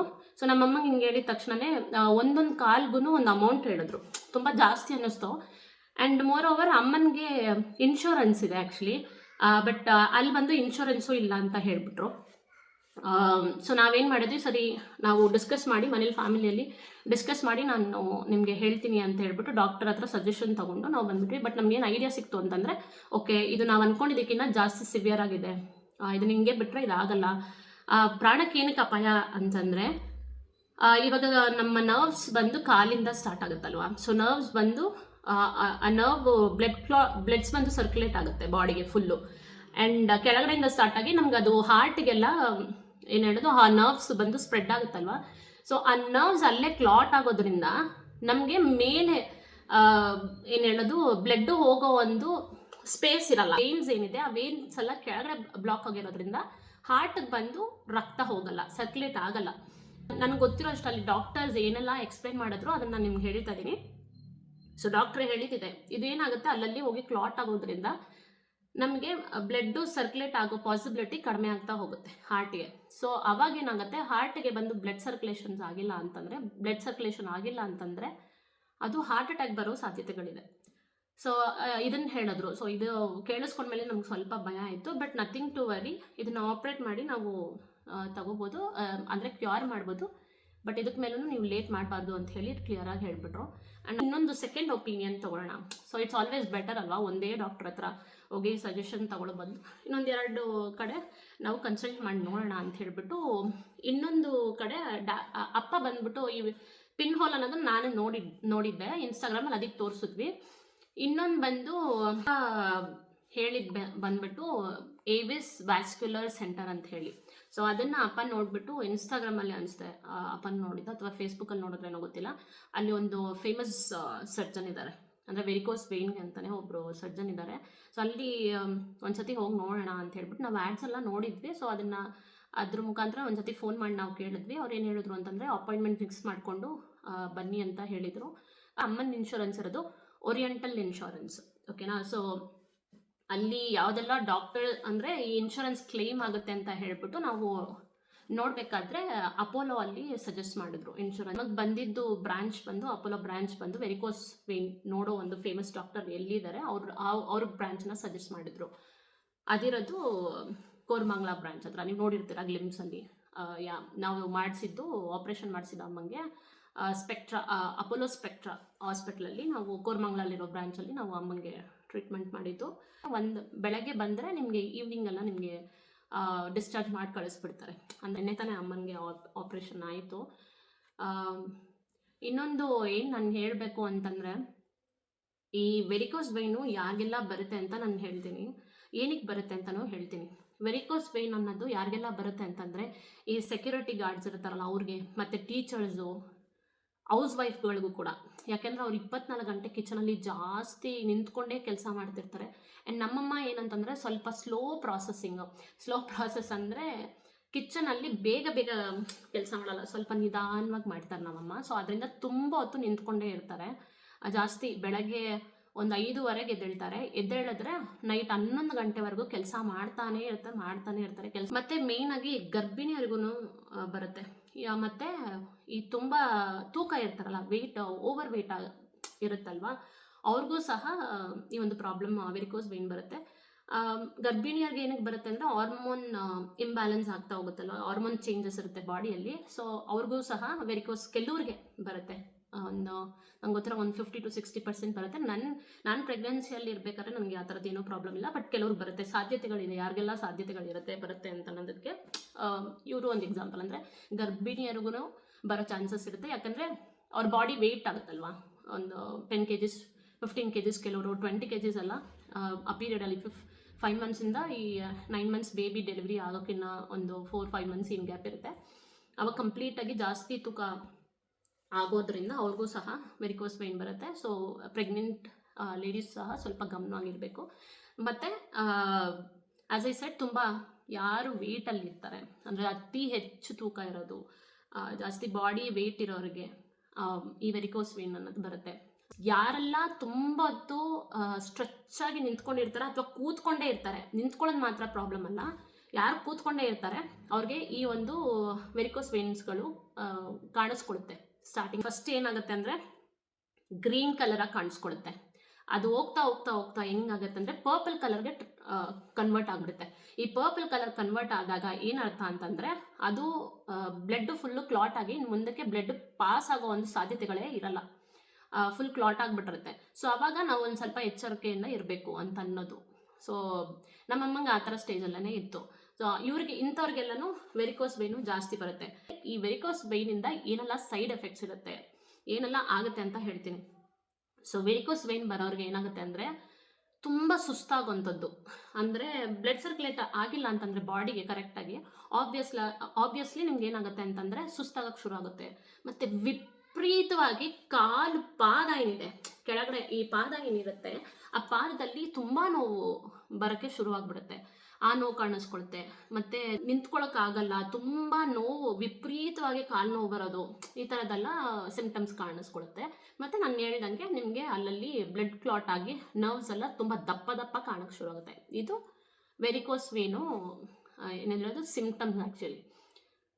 ಇದನ್ನು ಹೆಂಗೆ ಅವಾಯ್ಡ್ ಮಾಡ್ಬೋದು ಅಂದರೆ ಏನೆಲ್ಲ ಮಾಡಬೇಕು ಇದಕ್ಕೆ, ಸೊ ಅದು ಕಂಟ್ರೋಲಲ್ಲಿ ತರಕ್ಕೆ ಏನೆಲ್ಲ ಮಾಡಬೇಕು ಅಂತಂದರೆ, ಜಾಸ್ತಿ ಯಾರು ಮನೇಲಿ ಕೆಲಸ ಮಾಡ್ತೀರೋ ನೋಡಿ, ನಾನು ಅವ್ರಿಗೆ ಹೇಳೋದು ಒಂದೇ, ಫ್ಯಾಮಿಲಿ ಇಂಪಾರ್ಟೆಂಟೆ, ನಾನು ಇಲ್ಲ ಅಂತ ಹೇಳ್ತಾ ಇಲ್ಲ. ಮಕ್ಕಳು ಮರಿ ನೋಡ್ಕೋಬೇಕು, ಗಂಡನ ನೋಡ್ಕೋಬೇಕು, ಎಲ್ಲ ಓಕೆ, ನಮಗಿನ್ನ ಮೀರಿದ್ದಿಲ್ಲ. ಫಸ್ಟ್ ನಮ್ಮನ್ನು ಸೆಲ್ಫಾಗಿ ನಾವು ಟೇಕ್ ಕೇರ್ ಮಾಡಿದ್ರೇ ಇನ್ನು ಒಂದು ನಮ್ಮ ಫ್ಯಾಮಿಲಿ ನಾವು ನೋಡ್ಕೊಳಕ್ಕಾಗೋದು. ನಾವೇ ನಮ್ಮನ್ನು ಕೇರ್ ಮಾಡಿದ್ರೆ ನಮಗೇನಾದರೂ ಒಂದು ಆಯಿತು ಅಂತಂದರೆ ನಾಳೆ ದಿನ ನಿಮ್ಮ ಫ್ಯಾಮಿಲಿನ ನೋಡ್ಕೊಳಕ್ಕೆ ಯಾರೂ ಇರಲ್ಲ ಅಲ್ವಾ. ಸೊ ನಮ್ಮಮ್ಮ ಹಂಗೆ ಮಾಡ್ತಾ ಇದ್ದಿದ್ದು, ಸ್ವಲ್ಪನೂ ಸೆಲ್ಫ್ ಕೇರ್ ಅನ್ನೋದೇ ಇರ್ತಿರಲಿಲ್ಲ. ಬೆಳಗ್ಗೆಯಿಂದ ಎದ್ದು ಸಂಜೆವರೆಗೂ ಕೆಲಸ ಮಾಡ್ತಾನೆ ಇರೋದು, ನಿಂತ್ಕೊತಾನೆ ಇರೋದು. ಒಂದು 10 ಮಿನಿಟ್ಸ್ ನೀವು ಅಡುಗೆ ಮನೇಲಿ ನಿಂತ್ಕೊತೀರಾ, ಇಲ್ಲಾಂದರೆ ಏನಾದರೂ ಒಂದು ಕೆಲಸ ಮಾಡ್ತಿರ್ತೀರಾ ಅಂದರೆ ಒಂದು 10 ಮಿನಿಟ್ಸ್ ನೀವು ಬಂದ್ಬಿಟ್ಟು ಕೂತ್ಕೊಳ್ಳಿ, ಒಂದು 10 ಮಿನಿಟ್ಸ್ ಎದ್ದು ನಿಂತ್ಕೊಳ್ಳಿ, ಒಂದು 10 ಮಿನಿಟ್ಸ್ ವಾಕ್ ಮಾಡಬೇಕು. ಸೊ ಇದನ್ನು ಅವಾಯ್ಡ್ ಮಾಡೋದು ಹೆಂಗೆ ಅಂದರೆ, ನಿಮ್ಮ ಬ್ಲಡ್ ಸರ್ಕ್ಯುಲೇಟ್ ಕರೆಕ್ಟಾಗಿ ಆಗಬೇಕು ಅಂದರೆ ಎವ್ರಿ ಡೇ ನೀವು ಒಂದು ಹಾಫ್ ಆನ್ ಅವರ್ ಆದರೂ ನೀವು ವಾಕ್ ಹೋಗಲೇಬೇಕು. ಸೊ ನಮ್ಮಮ್ಮಂಗೆ ಸಿವಿಯರ್ ಆದಮೇಲೆ ವಾಕ್ ಹೋಗೋಕ್ಕೆ ಶುರು ಮಾಡಿದ್ರು. ಆ್ಯಕ್ಚುಲಿ ಮುಂಚೆ ಹೋಗ್ತಿರ್ಲಿಲ್ಲ. ಇಲ್ಲ ನಮ್ಮಮ್ಮ ಏನು ಅಂದ್ಕೊಂಡಿದ್ರು ಅಂದರೆ, ಹೆಂಗಿದ್ರು ನನ್ನ ಮನೇಲಿ ಇಷ್ಟೊಂದು ಕೆಲಸ ಮಾಡ್ತೀನಿ, ಇದೇ ದೊಡ್ಡ ವಾಕಿಂಗ್ ನನಗೆ, ಇನ್ನು ಯಾಕೆ ವಾಕಿಂಗ್ ಹೋಗಿ ಅಲ್ಲೇನು ವಾಕ್ ಮಾಡೋದು ಅಂತ ಹೇಳ್ಬಿಟ್ಟು ನಮ್ಮಮ್ಮ ಅದು ವಾಕ್ ಮಾಡಿಲ್ಲ. ಮನೇಲಿ ಏನು ಮಾಡ್ತಾರೆ, ಒಂದೇ ಕಡೆ ನಿಂತಿರ್ತಾರೆ. ಸೊ ಅದು ನಡೆಯಲ್ಲ ಅವರು. ಸೊ ನಡೀದಿರ ಇರಬೇಕಾದ್ರೆ ಏನಾಗುತ್ತೆ, ಬ್ಲಡ್ ಸರ್ಕ್ಯುಲೇಟ್ ಆಗಲ್ಲ, ಒಂದೇ ಕಡೆ ಇರುತ್ತಲ್ವ. ಸೊ ಅದರಿಂದನೇ ಈ ಪ್ರಾಬ್ಲಮ್ಸ್ ಎಲ್ಲ ಬರೋದು. ಸೊ ಏನಂದರೆ ವೆರಿಕೋಸ್ ವೇನ್ಸ್ಗಂತಲೇ ಸ್ಟಾಕಿಂಗ್ಸನ್ನು ಕೊಡ್ತಾರೆ. ಆ ಸ್ಟಾಕಿಂಗ್ಸನ್ನು ರೆಗ್ಯುಲರಾಗಿ ಯೂಸ್ ಮಾಡ್ಕೊಂಡು ಬರಬೇಕು ಅವರು.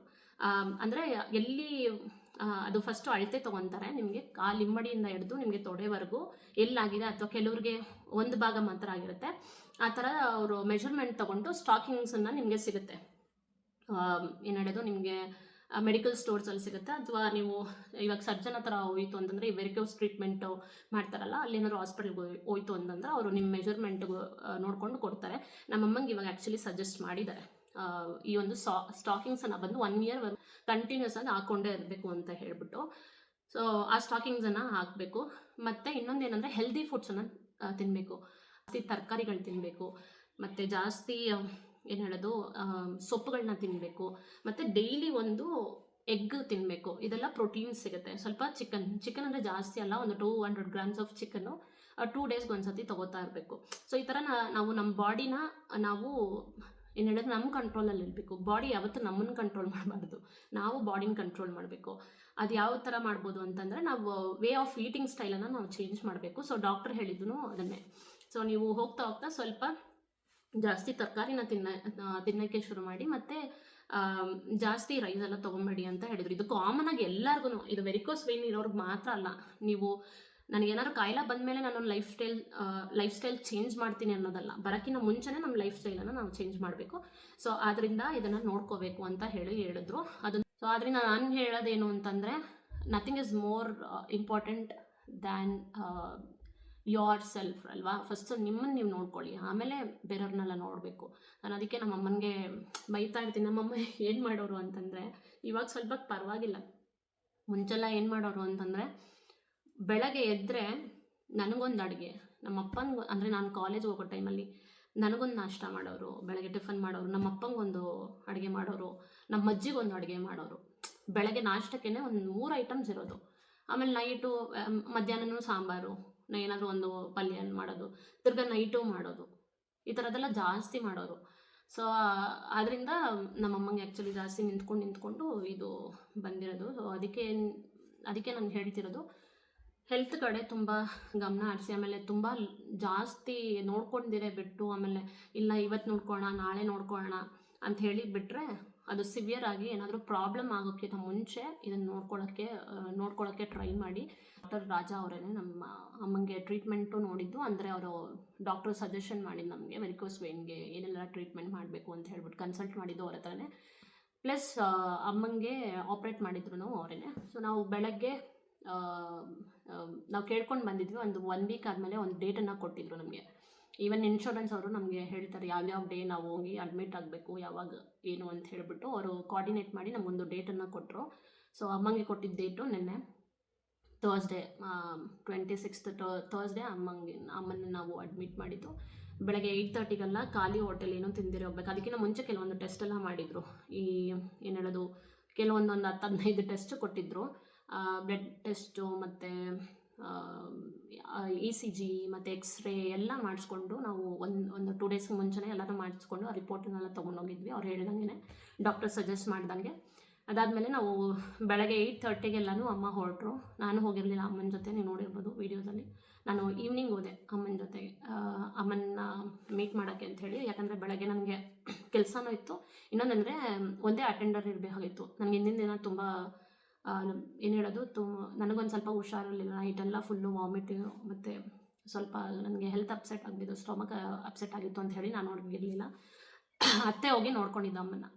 ಸೊ ನಾನು ಈವ್ನಿಂಗ್ ಹೋಗಿದ್ದು. ನಾನು ಹೋಗೋಷ್ಟರಲ್ಲೆಲ್ಲ ಆಪ್ರೇಷನ್ ಎಲ್ಲ ಮಾಡಿಬಿಟ್ಟಿದ್ರು. ಅಮ್ಮಂಗೆ ಅನಸ್ತೀಶಿಯಾ ಕೊಟ್ಬಿಟ್ಟು ಈ ಪ್ರೊಸೀಜರ್ನ ಮಾಡ್ತಾರೆ. ಅಂದರೆ ಅವರು 3 o'clockಗೆ 2 o'clockಗೆ ಹೋಗ್ಬಿಟ್ರು. ಆಪ್ರೇಷನ್ ಥಿಯೇಟ್ರಿಗೆ ಕರ್ಕೊಂಡೋಗಿದ್ರು. ಕರ್ಕೊಂಡೋಗ್ಬಿಟ್ಟು ಅವ್ರಿಗೆ ಈ ಪ್ರೊಸೀಜರ್ನೆಲ್ಲ ಸ್ಟಾರ್ಟ್ ಮಾಡೋಕ್ಕೆ ಒಂದು 3:45 ಏನೋ ಆಗಿತ್ತು. ಸೊ 3:45 ಆಗಿ ಒಂದು 2 hours ಏನೋ ಆಪ್ರೇಷನ್ನು ಆಯಿತು ಅನಿಸುತ್ತೆ. ಸೊ ಲೇಸರ್ ಟ್ರೀಟ್ಮೆಂಟಿಂದ ಅಲ್ಲಿ ಎಲ್ಲೆಲ್ಲ ಎತ್ಕಟ್ಟಿರುತ್ತೋ, ವೆರಿಕೋಸ್ ವೇನ್ಸ್ ಇರುತ್ತೋ ಅದನ್ನೆಲ್ಲ ಲೇಸರ್ ಟ್ರೀಟ್ಮೆಂಟಿಂದ ಅದನ್ನೆಲ್ಲ ತೆಗೆದುಬಿಡ್ತಾರೆ. ಅದರ ಒಂದು ಪ್ರೊಸೀಜರನ್ನೇ ಇಲ್ಲಿ ಮಾಡೋವಂಥದ್ದು. ಸೊ ಅಮ್ಮಂಗೆ ಬಂದ್ಬಿಟ್ಟು ಎಲ್ಲ ಪ್ರೊಸೀಜರ್ ಮಾಡೋಷ್ಟರಲ್ಲಿ ಒಂದು 6 o'clock ಆಗಿತ್ತು. ಆಮೇಲೆ 6 o'clock ಆದಮೇಲೆ ಅಲ್ಲೇ ಏನೋ ಕಿಚಡಿ ಏನೋ ಕೊಟ್ಟರು ಅನಿಸುತ್ತೆ. ಅಮ್ಮ ಒಂದು 7 o'clock ಅಷ್ಟರಲ್ಲಿ ಅಮ್ಮಂಗೆ ಊಟ ಕೊಟ್ಟರು. ಬೆಳಗ್ಗೆಯಿಂದ ಏನೂ ತಿಂದೇ ಇರಲಿಲ್ಲ ಅಮ್ಮ. ತಿನ್ನಬಾರ್ದು ಆ್ಯಕ್ಚುಲಿ. ಸೊ ಆಪ್ರೇಷನ್ ಹೋಗೋಕ್ಕಿಂತ ಮುಂಚೆ ನೋಡ್ಕೊಳ್ಳೋರು ಅದನ್ನು ನೋಡ್ಕೊಂಡು ಸ್ವಲ್ಪ ಟೈಮ್ ಫಿಕ್ಸ್ ಮಾಡ್ಕೊಳ್ಳಿ. ಯಾಕೆಂದರೆ ನಾವೇನು ಮಾಡಿಬಿಟ್ಟಿದ್ದೀವಿ ಅಂದರೆ ಬೆಳಗ್ಗೆನೇ ಆಪ್ರೇಷನ್ ನಮಗೆ ಟೈಮ್ ಕೊಟ್ಟಿರಲಿಲ್ಲ. ನಮಗೆ ಕೊಟ್ಟಿದ್ದು ಆಫ್ಟರ್ನೂನು. ಸೊ ಬೆಳಗ್ಗೆಯಿಂದ ಅಂದರೆ ಹಿಂದಿನ ದಿನ ನೈಟ್ ತಿಂದಿದ್ದು ನಮ್ಮ ಮಾರನೇ ದಿನ ಆಪ್ರೇಷನ್ ಎಲ್ಲ ಮುಗಿದು ಆಚೆ ಬರೋವರೆಗೂ ನಮ್ಮಮ್ಮ ಏನೋ ಊಟನೇ ಮಾಡಿಲ್ಲ. ಅಂದರೆ ಅವ್ರು ಕೊಟ್ಟಿದ್ದು 3 o'clock, ಬಟ್ ಡಾಕ್ಟ್ರ್ ಬಂದಿದ್ದು 3:45. ಮತ್ತು ಆಪ್ರೇಷನ್ ಮುಗಿಯೋದು ಬಂದು ಒಂದು 6 o'clock ಆಗಿಬಿಟ್ಟಿತ್ತು. ಸೊ ಆದ್ದರಿಂದ ನಮ್ಮಮ್ಮಂಗೆ ಊಟ ಮಾಡೋದಕ್ಕೆ ಹಾಗೆಲ್ಲ ತುಂಬ ಹೊಟ್ಟೆ ಹಸ್ವಾಗಕ್ಕೆ ಶುರುವಾಗಾಯಿತು. ಸೊ ನೋಡೋರು ಆ ಥರ ಏನಾದರೂ ಡೇಟ್ಸ್ ತೊಗೊಳ್ಳೋರು ಅಥವಾ ಟೈಮ್ ತೊಗೊಳ್ಳೋರು ಪ್ರಾಬಬ್ಲಿ ಬೆಳಗಿನ ಹೊತ್ತು ತೊಗೊಳ್ಳಿ. ಶುಗರ್ ಪೇಷಂಟ್ ಎಲ್ಲ ಇದ್ದರೆ ತುಂಬ ಕಷ್ಟ ಆಗಿಬಿಡುತ್ತೆ. ಸೊ ಅದನ್ನು ನೋಡ್ಕೊಳ್ಳಿ. ಬೆಳಗ್ಗೆ ಹೊತ್ತನೇ ಆದಷ್ಟು ಬೆಳಗ್ಗೆ ಅಪಾಯಿಂಟ್ಮೆಂಟ್ ತೊಗೊಂಡು ಬೆಳಗ್ಗೆನೇ ಆಪ್ರೇಷನ್ ಟೈಮಿಂಗ್ಸನ್ನು ಫಿಕ್ಸ್ ಮಾಡ್ಕೊಳ್ಳೋಕ್ಕೆ ಟ್ರೈ ಮಾಡಿ. ಸೊ ಈ ಒಂದು ಅಪ್ಡೇಟನ್ನು ಕೊಡೋದಕ್ಕೇ ನಾನು ನಿಮಗೆ ಈ ವಿಡಿಯೋನ ಮಾಡಿದ್ದು. ವೆರಿಕೋಸ್ ವೇನ್ ಏನಕ್ಕೆ ಬರುತ್ತೆ, ಯಾವ ಥರ ಬರುತ್ತೆ ಅನ್ನೋದನ್ನು ಒಂದು ಅವೇರ್ನೆಸ್ ವಿಡಿಯೋ. ತುಂಬ ಜನಕ್ಕೆ ಇದು ವೆರಿಕೋಸ್ ವೇನು ಇರುತ್ತೆ, ನೋಡ್ಕೊಂಡಿರಲ್ಲ ನೀವು. ಸೊ ನೋಡ್ಕೊಳ್ಳಿ. ನಿಮ್ಮ ಹೆಲ್ತನ್ನ ನೀವು ಫಸ್ಟು ಏನು ಹೇಳೋದು, ಟೇಕ್ ಕೇರ್ ಮಾಡ್ಕೊಳ್ಳಿ. ಮತ್ತು ನಿಮ್ಮ ಅಪ್ಪ ಅಥವಾ ಅಮ್ಮನೋ ಅಥವಾ ಅಕ್ಕ ತಂಗಿ ಫ್ಯಾಮಿಲಿಗೋಸ್ಕರ ತುಂಬ ಕಷ್ಟಪಡೋರು ತುಂಬ ಜನ ಇರ್ತಾರೆ. ಫ್ಯಾಮಿಲಿಯಲ್ಲಿ ಒಬ್ರು ಇರ್ತಾರೆ, ಈ ಥರ ಒಬ್ರು ಇರ್ತಾರೆ. ಫ್ಯಾಮಿಲಿ ಯಾವಾಗಲೂ ಫ್ಯಾಮಿಲಿ ಅಂತ ನಮ್ಮಮ್ಮನ ಥರ. ಆ ಥರ ಇರೋರನ್ನ ದಯವಿಟ್ಟು ನೋಡ್ಕೊಳ್ಳಿ. ಅವರಂತೂ ನೋಡ್ಕೊಳ್ಳಲ್ಲ ಫಾರ್ ಶೋರ್, ನನಗೆ ಗೊತ್ತು. ಸೊ ನೀವು ಸ್ವಲ್ಪ ಟೇಕ್ ಕೇರ್ ಮಾಡ್ಕೊಳ್ಳಿ. ಯಾರಾದರೂ ನಿಮ್ಮ ಮನೇಲಿ ಈ ಥರ ವಯಸ್ಸಾದವರು ಅಥವಾ ಪ್ರೆಗ್ನೆಂಟ್ ಲೇಡೀಸು ಅಥವಾ ತುಂಬ ನಿಂತ್ಕೊಂಡು ಕೆಲಸ ಮಾಡೋರು ಯಾರಾದರೂ ಇದ್ದರೆ, ಅವ್ರು ಹೇಳ್ಕೊಂಡಿಲ್ಲ ಅಂತಂದರು ನೀವು ಅದನ್ನು ನೋಡಿಕೊಂಡು ಚೆಕ್ ಮಾಡಿ ಟ್ರೀಟ್ಮೆಂಟನ್ನು ಇವಾಗಲೇ ಏನು ಹೇಳೋದು, ಸಿವಿಯರ್ ಆಗೋಕ್ಕಿಂತ ಮುಂಚೆನೇ ಟ್ರೀಟ್ಮೆಂಟನ್ನು ಮಾಡ್ಕೊಳ್ಳಿ. I want to thank my mom for everything. And sorry ಕೇಳಬೇಕು ನಮ್ಮಮ್ಮಂಗೆ. ನಾವು ಚಿಕ್ಕ ಮಕ್ಕಳಾಗಿರ್ಬೇಕಾದ್ರೆ ನಾವು ನಮ್ಮಮ್ಮನ ನಾನು ನೋಡಿಕೊಂಡೇ ಇಲ್ಲ. ಆ್ಯಕ್ಚುಲಿ ತುಂಬ ಹಿಂಸೆ ಮಾಡಿಬಿಟ್ಟಿದ್ದೀನಿ. ಹೆಣ್ಮಗು ಅಂತ ಹೇಳ್ಬಿಟ್ಟು ತುಂಬ ಮುದ್ದಾಗಿ ಬೆಳೆಸಿದ್ರು ನಮ್ಮಮ್ಮ. ನನ್ನ ಯಾವುದೋ ಕೆಲಸ ಮಾಡೋಕ್ಕೆ ಮಾಡೋಕ್ಕೆ ಬಿಡ್ತಾರಲ್ಲ, ನಾನು ಮಾಡ್ತಾನೂ ಇರಲಿಲ್ಲ ಆವಾಗ. ನಮ್ಮಮ್ಮನೂ ನನ್ನನ್ನು ಮಾಡೋಕ್ಕೆ ಬಿಟ್ಟಿಲ್ಲ. ಸೊ ಅದು ಹೆಂಗಾಗಿದೆ ಅಂತಂದ್ರೆ, ಅವರು ಅಮ್ಮಂಗೆ ಮದುವೆ ಆಗಿ 32 ವರ್ಷ ಆಗಿದೆ. ಈ 32 ವರ್ಷನೂ ಅವರು ಹಾಕಿರೋ ಎಫರ್ಟ್ಸು ನಮಗೋಸ್ಕರ, ಮಕ್ಕಳಿಗೋಸ್ಕರ, ಗಂಡನಿಗೋಸ್ಕರ, ಅತ್ತೆ ಮಾವನಿಗೋಸ್ಕರ ಮತ್ತು ಬೇರೆ ಎಲ್ಲರಿಗೋಸ್ಕರನೂ ಹಾಕಿ ಅವ್ರ ಹೆಲ್ತನ್ನ ಅವ್ರು ಟೇಕ್ ಕೇರ್ ಮಾಡಿದರೆ ಈ ಪರಿಸ್ಥಿತಿಗೆ ಕಾಲಾಗಿದೆ ಅನ್ನೋದು ನಮ್ಗೆ ಇವಾಗ ಅರ್ಥ ಆಗ್ತಾಯಿದೆ. ಸೊ ಮನೇಲಿ ನಿಮ್ಮಮ್ಮ ಅಥವಾ ನಿಮ್ಮ ಅಕ್ಕ ಯಾರೇ ಇದ್ರೂ ನಿಮಗೋಸ್ಕರ ದುಡಿಯೋರು ಇದ್ದರೆ family first is important. So ಅವ್ರನ್ನ ಕರ್ಕೊಂಡೋಗಿ ಫಸ್ಟು ಡಾಕ್ಟ್ರ್ ಹತ್ರ ಕರ್ಕೊಂಡೋಗಿ ಆ ಟ್ರೀಟ್ಮೆಂಟು, ಏನಾದ್ರು ವೆರಿಕೋಸ್ ವೇನ್ ಏನಾದರೂ ಇತ್ತು ಅಂದರೆ ಟ್ರೀಟ್ಮೆಂಟ್ ತೊಗೊಳ್ಳಿ. ವೆರಿಕೋಸ್ ವೇನ್ ಬರಲಿ ಅಂತ ನೀವು ಕಾಯೋಕ್ಕಿಂತ ಮುಂಚೆ ತುಂಬ ನಿಲ್ಲೋರಿಗೆ ಈ ಟ್ರೀಟ್ಮೆಂಟ್ ಅಂದರೆ ನಾನೇನು ಹೇಳಿದೆ, ತುಂಬ ನಿಂತ್ಕೊಳ್ಳೋರು ಯಾವ ಥರ ಇದು ಮಾಡಬೇಕು ಅಂತ. ಸೊ ವಾಕಿಂಗ್ ಒಂದು ಹಾಫ್ ಆನ್ ಅವರ್ ವಾಕಿಂಗ್ ಹೋಗಿ ಮತ್ತು ಹೆಲ್ತಿ ಫುಡ್ಸ್ನೆಲ್ಲ ತೊಗೊಂಡು ನಿಮ್ಮ ಬರೋಕ್ಕಿಂತ ಮುಂಚೆನೇ ಸ್ವಲ್ಪ ಎಕ್ಸ್ಟ್ರಾ ಕಾಷನ್ ಆಗಿದೆ ಅಂತ ಹೇಳೋಕ್ಕೆ ಇಷ್ಟಪಡ್ತೀನಿ. ಆ್ಯಂಡ್ ಎಸ್, ನಾನು ಹೇಳ್ದಂಗೆ ನಿಮ್ಮ ಮನೇಲಿ ಯಾರಾದರೂ ನಿಮ್ಮ ಅಮ್ಮ ಇತ್ತು ಅಂತಂದರೆ, ಎಸ್ಪೆಷಲಿ ಯಂಗ್ಸ್ಟರ್ಗೆ ನಾನು ಹೇಳ್ತಾ ಇರೋದು, ಕಾಲೇಜ್ಗೆ ಹೋಗೋರಿಗೆ ಟೈಮ್ ಸಿಕ್ಕಿದಾಗ ಅಮ್ಮನಿಗೆ ಸ್ವಲ್ಪ ಹೆಲ್ಪ್ ಮಾಡೋಕ್ಕೆ ಟ್ರೈ ಮಾಡಿ. ನಾನಿವಾಗ ತುಂಬ ಬೇಜಾರು ಮಾಡ್ಕೊತಿದ್ದೆ. ಸೊ ನನ್ನ ಎಕ್ಸ್ಪೀರಿಯನ್ಸಿಂದ ನಾನು ಹೇಳ್ತಾ ಇರೋದು, ಅಮ್ಮಂಗೆ ಸ್ವಲ್ಪ ಹೆಲ್ಪ್ ಮಾಡಿ, ಸ್ವಲ್ಪ ಅವ್ರನ್ನ ರೆಸ್ಟ್ ಕೊಡೋಕ್ಕೆ ಟ್ರೈ ಮಾಡಿ.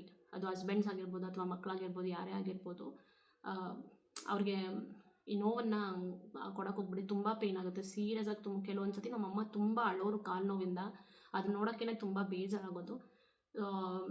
ಆದ್ದರಿಂದ ಮನೇಲಿರೋರು ಸ್ವಲ್ಪ ಅವ್ರನ್ನ ಟೇಕ್ ಕೇರ್ ಮಾಡ್ಕೊಳ್ಳಿ. ಹೋಗ್ತಾ ಹೆಂಗೆ ನೋಡ್ಕೊಬೇಕು ಅಂತ ಹೇಳಿದ್ದಾರೆ ಅಂದರೆ, ಅಮ್ಮಂಗೆ ಟ್ರೀಟ್ಮೆಂಟ್ ಆಗಿ ಮುಗಿಸ್ಕೊಂಡು ಇವಾಗ ಕರ್ಕೊಂಡು ಬಂದಿದ್ದೀವಲ್ಲ, ಅಮ್ಮ ಜಾಸ್ತಿ ನಡಿಬಾರ್ದು ಅಂತ ಹೇಳಿದ್ದಾರೆ. ಅಟ್ಲೀಸ್ಟ್ 1 ವೀಕ್ವರೆಗೂ ರೆಸ್ಟ್ ಮಾಡಬೇಕು. ಅದಕ್ಕೋಸ್ಕರ ಸುಮ್ಮನೆ ಒಂದೇ ಕಡೆ ಕುತ್ಕೊಳ್ಳೋಂಗೂ ಇಲ್ಲ, ಓಡಾಡಬೇಕು. ಅಂದರೆ ಒಂದು 10 ಮಿನಿಟ್ಸ್ ಓಡಾಡಬೇಕು, ಆಮೇಲೆ 10 ಮಿನಿಟ್ಸ್ ಕೂತ್ಕೋಬೇಕು. ಕಾಲನ್ನು ಬಂದುಬಿಟ್ಟು ಈ ಸೋಫಾ ಮೇಲೆ ಏನಾದರೂ ಕೂತ್ಕೊಂಡ್ರು ಅಂದರೆ ನೀರಿಸ್ಕೊಂಡು ಕೂತ್ಕೋಬೇಕು, ಕಾಲನ್ನು ಉದ್ದ ಮಾಡ್ಕೊಂಡು ಕೂತ್ಕೋಬೇಕು. ಕಾಲನ್ನು ಯಾವುದೇ ಕಾರಣಕ್ಕೂ ಕೆಳಗಡೆ ಬಿಡಬಾರ್ದು ಅಂತ ಹೇಳಿದ್ದಾರೆ, ಅದೊಂದು ಹೇಳಿದ್ದಾರೆ. ಮತ್ತು ಇವಾಗ 2 ಡೇಸ್ ಒಂದ್ಸತಿ, ಇವಾಗ ಬೆಳಗ್ಗೆ ನೀವು ನೋಡಿರ್ತೀರ, ಅಮ್ಮನ ಕರ್ಕೊಂಡು ಇಂಜೆಕ್ಷನ್ ಹಾಕಿಸ್ಕೊಂಬಂದೆ ಬೆಳಗ್ಗೆ ತಾನೇ. ಇವಾಗ ಈವ್ನಿಂಗ್ ಒಂದು 8 o'clockಗೆ ತಿರ್ಗಾ ಒಂದು ಇಂಜೆಕ್ಷನ್ ಹಾಕಬೇಕು. ಇದೇ ಥರ ಒಂದು 3 days ಆ್ಯಂಟಿಬಯೋಟಿಕ್ ಇಂಜೆಕ್ಷನ್ ಇತ್ತು, ಮತ್ತು ಕೆಲವೊಂದು ಟ್ಯಾಬ್ಲೆಟ್ಸ್ನ ಕೊಟ್ಟಿದ್ದಾರೆ ಅಮ್ಮಂಗೋಸ್ಕರ ಅಂತ ಹೇಳಿ. ಅಂದರೆ ಪೇಯ್ನ್ಗೆ ಮತ್ತು ಜಾಸ್ತಿ ಟ್ಯಾಬ್ಲೆಟ್ಸ್ ತೊಗೊಳೋದ್ರಿಂದ ಅವ್ರಿಗೆ ಒಂದು ಏನು ಹೇಳೋದು, ಗ್ಯಾಸ್ಟ್ರಿಕ್ ಆಗಬಾರ್ದು ಅಂತೇಳಿ ಒಂದು ಟ್ಯಾಬ್ಲೆಟ್ ಕೊಟ್ಟಿದ್ದಾರೆ. ಸೊ ಇದನ್ನೆಲ್ಲ ಒಂದು 1 week, ಒಂದು 8-10 daysವರೆಗೂ ಟ್ಯಾಬ್ಲೆಟ್ಸ್ನ ಕಂಟಿನ್ಯೂ ಮಾಡಬೇಕು. ಕಂಟಿನ್ಯೂ ಮಾಡಿದ್ಮೇಲೂ ಕೂಡ ಜಾಸ್ತಿ ನಿಂತ್ಕೋಬಾರ್ದು, ತುಂಬ ಹೊತ್ತು ನಿಂತ್ಕೋಬಾರ್ದು. ತುಂಬ ಹೊತ್ತು ನಿಂತ್ಕೊಂಡ್ರೂ ಓಡಾಡ್ತಾ ಇರಬೇಕು, ಒಂದೇ ಕಡೆ ನಿಂತ್ಕೊಳ್ಳೋಂಗಿಲ್ಲ. ತುಂಬ ಹೊತ್ತು ಕೂತ್ಕೊಂಡು ಇರಬಾರ್ದು, ಸ್ವಲ್ಪ ರೆಸ್ಟ್ ಮಾಡಬೇಕು ಅಂತ ಹೇಳಿದ್ದಾರೆ. ಮತ್ತು ರೆಗ್ಯುಲರ್ ಆಗಿ ವಾಕಿಂಗ್ ಹೋಗಬೇಕು ಅಂತ ಹೇಳಿದ್ದಾರೆ. ಸೊ ಇದನ್ನೆಲ್ಲ ಫಾಲೋ ಮಾಡೋಕ್ಕೆ ಹೇಳಿದ್ದಾರೆ. ಮತ್ತು ಒಂದು ಸ್ಟಾಕಿಂಗ್ಸನ್ನು ಸಹ ಬರ್ಕೊಡ್ತೀನಿ ಅಂತ ಹೇಳಿದ್ದಾರೆ. ನಾನು ಮುಂಚೆನೇ ಹೇಳಿದ್ದೆ ಸ್ಟಾಕಿಂಗ್ಸ್ ಎಲ್ಲ ಸಿಗುತ್ತೆ ಅಂತ ಹೇಳಿಬಿಟ್ಟು. ಸೊ ಅಮ್ಮನ ಮೆಷರ್ಮೆಂಟ್ಗೆ ತಕ್ಕನಾಗೆ ಸ್ಟಾಕಿಂಗ್ಸನ್ನು ಕೊಡ್ತಾರೆ ಅಂತ ಹೇಳಿದ್ದಾರೆ 1 week ಆದಮೇಲೆ. ಸೊ ಸ್ಟಾಕಿಂಗ್ಸನ್ನು 1 ವರ್ಷನಾದರೂ ಅದನ್ನು ಯೂಸ್ ಮಾಡ್ತಾನೆ ಇರಬೇಕು. ಸೊ ಸಾಕ್ಸ್ ಥರ ಅದು ಯೂಶ್ವಲಿ ಸ್ಟಾಕಿಂಗ್ಸ್ ಅಂತಂದರೆ. ಸೊ ಅದನ್ನು ಒಂದು ಯೂಸ್ ಮಾಡೋಕ್ಕೆ ಹೇಳಿದ್ದಾರೆ. ಸೊ ಇದೆಲ್ಲ ನೆಕ್ಸ್ಟು ಅಮ್ಮನ ಟ್ರೀಟ್ಮೆಂಟ್ ಆದಮೇಲೆ ನಾವು ಫಾಲೋ ಮಾಡಬೇಕಾಗಿರುವಂಥ ಒಂದು ಪ್ರೊಸೀಜರ್ ಮತ್ತು ಹೆಲ್ತಿ ಫುಡ್ಸ್. ಈ ಒಂದು ಅಪ್ಡೇಟ್ ಕೊಡಬೇಕು. ಇವತ್ತಿನ ವೀಡಿಯೋನ ನಾನು ಇಲ್ಲೇ ಮುಗಿಸ್ತಾ ಇದ್ದೀನಿ. ಆ್ಯಂಡ್ ಈ ಒಂದು ವಿಡಿಯೋ ನಿಮಗೆ ಇನ್ಫಾರ್ಮೇಟಿವ್ ಅನಿಸಿದ್ರೆ ಪ್ಲೀಸ್ ಲೈಕ್ ಮಾಡಿ, ಕಮೆಂಟ್ ಮಾಡಿ. ಮತ್ತು ದಯವಿಟ್ಟು ಒಂದು ಯಾರೆಲ್ಲ ವೆರಿಕೋಸ್ ವೇನಿಂದ ಬಳಲ್ತಾ ಇದ್ದಾರೆ ಅಥವಾ ಯಾರಿಗೆಲ್ಲ ಅದು ಸ್ಟಾರ್ಟ್ ಆಗಿದೆ, ಅವ್ರಿಗೆ ದಯವಿಟ್ಟು ಈ ವಿಡಿಯೋನ ಶೇರ್ ಮಾಡಿ, ಒಂದು ಅವೇರ್ನೆಸ್ನ ಕ್ರಿಯೇಟ್ ಮಾಡಿ. First I will see in the next video guys. By, take care.